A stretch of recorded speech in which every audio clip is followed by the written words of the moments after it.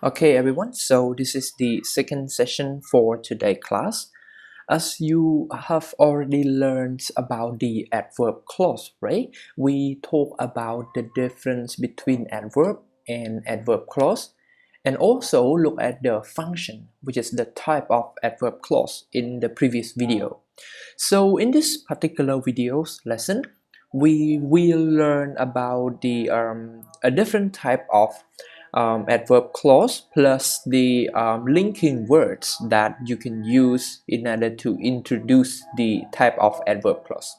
So without any further ado, let's look at the time clause, right? So time clause refer to the adverb clause that specifically modifies or talk about the time.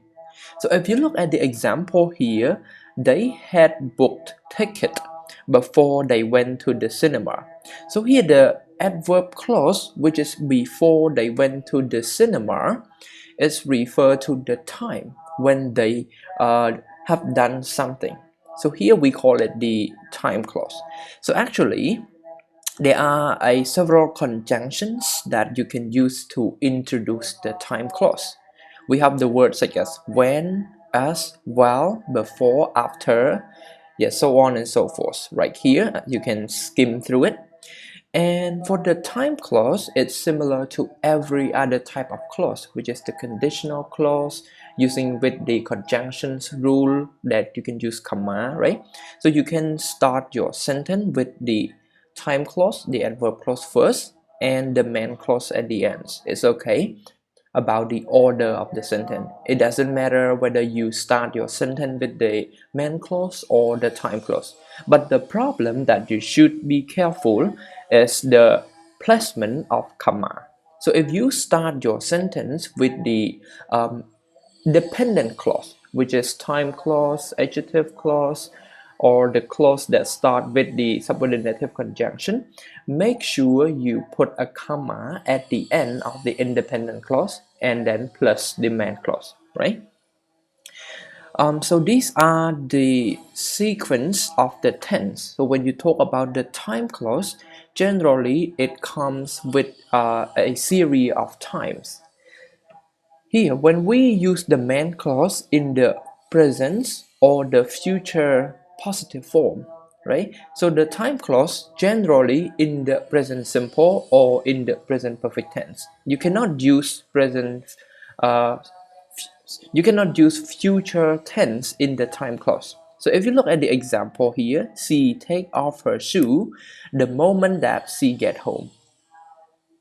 Here it's followed by the present tense plus the present simple tense. In the main clause, they use the future tense. I'll call you as soon as I get to my hotel. So here, so I'll call you is the main clause, which followed by the future tense. And the time clause, as soon as I get home, is in the present simple tense. So remember never to use future tense in the time clause. So again, another sequence of the tense. If the main clause are in past simple or in past perfect, generally it follows the same structure. If the main clause in the past simple, the time clause actually also in the past simple or the past perfect. Actually, it follows this sequence, this order. If you use the main clause in present tense, make sure the time clause is also in the present tense as well. Right? So let's move on to another conjunction, which is the linking word.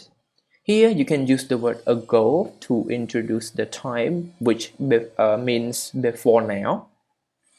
Or you can use before to specifically specify the actions that happen before a past time. You can use until or tills to express the action that still happen up to the time when there are specific things. Here the example, we must stay in the office till or until you finish or have finished the report. So by the time plus clause. So by the time is not later than the moment something happened. So to make it clear, look at the example here. I have I will have set the table by the time you come home. So which means that before or no later than the moment you come home.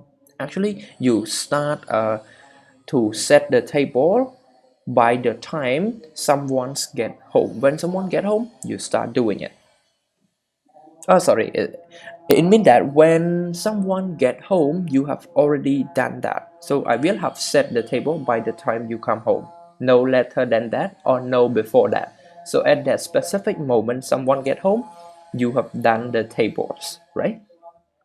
So we have the word by, which means not later than. So by Friday. So actually this time conjunctions mostly introduce the ad adverbs clause, and sometimes it's just the phrase, right? Okay, so we just focus on the clause, adverb clause right here. So we have the word while and as plus clause. So while and as, which mean in the time period. So we have learned several interesting facts while we were listening to the lecturer. So as you can see, the time sequence they use is the sentence in the past tense, both in the main clause and in the time clause. Okay, let's move on to the clause of result. All right, so the clause of result also the type of adverb clause. So the clause of result here, if you look at the example, dolphins are so appealing that it is hard not to like them. So it is the result as appealing, so which means as a result. So they are such an intelligent creature that they can communicate with each other.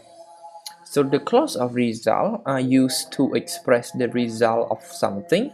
They are introduced with the following words and expression. So remember, these are important expressions to analyze whether this clause is the reason clause or the result clause. So if you see this expression, for example, as a result, therefore, consequently, as a consequence, or you can use the word such plus that. So these are the phrase or expression that introduce the clause of result. So if you look at all of these words one by one, so as a result, therefore, consequently, this has the same meaning.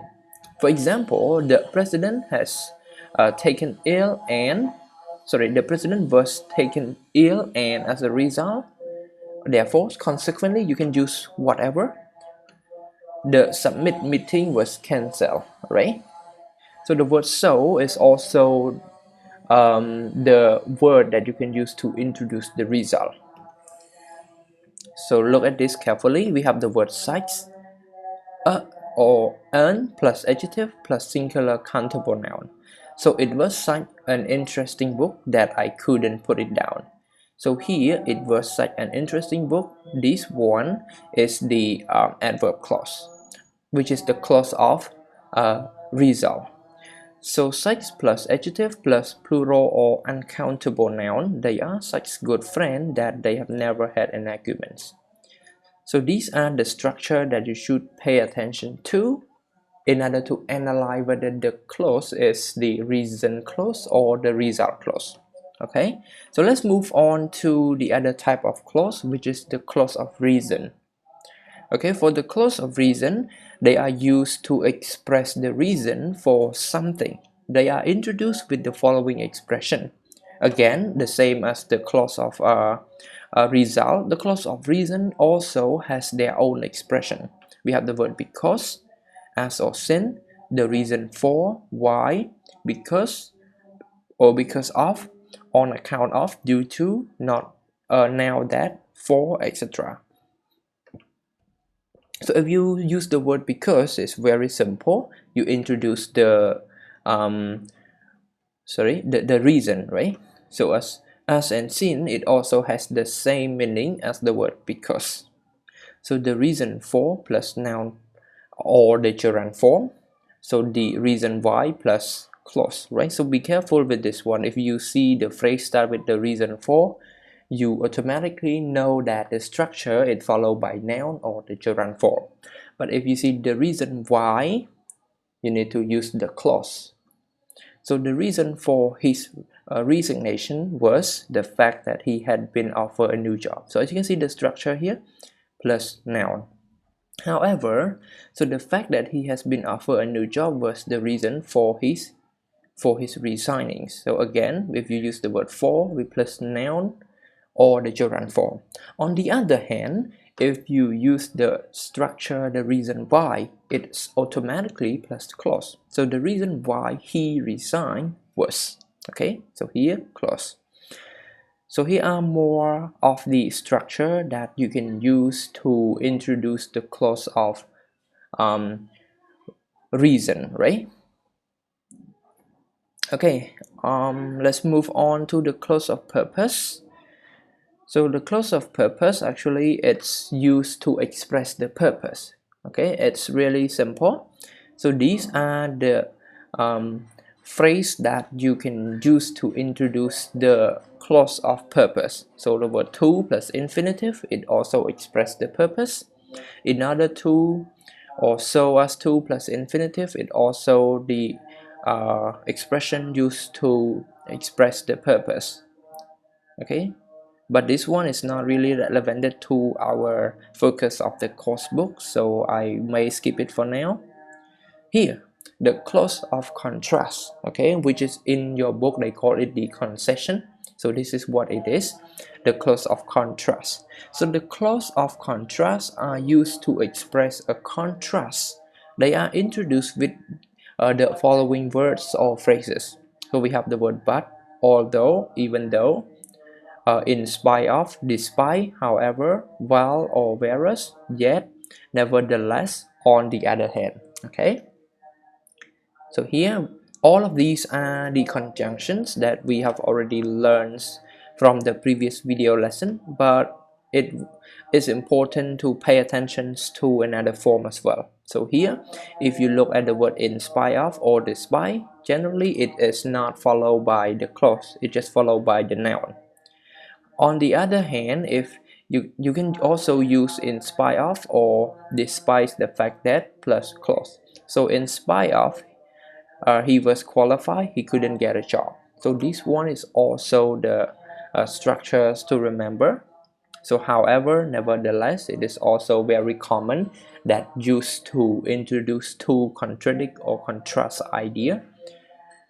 So a comma is always used after however and nevertheless. So the man fell off the ladder, nevertheless or however he wasn't hurt, right? Okay, so everyone, I think it's quite a long lesson and a lot of information to digest within this one video. And I believe that this document I will post in your online study group for you to keep as a reference and as a documents to refer back when you do exercise or when you move on to another level. At least these are the important point to remember. So everyone, thank you very much for today's lesson and enjoy your weekend. Thank you.